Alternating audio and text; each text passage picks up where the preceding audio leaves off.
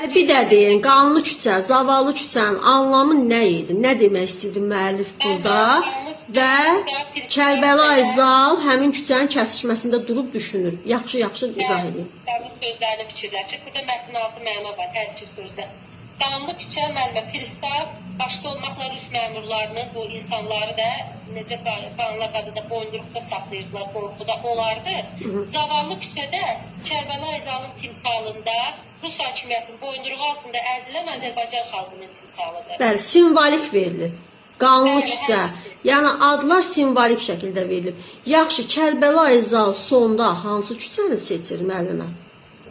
Müəllimə zavallı küçəni seçir ki, zavallı olur da, sonda da işdən çıxarılır. Niyə zavallı küçəni seçir müəllimə? Zavallını niyə seçir? Zavallını seçir, yoxsa qanlını seçir?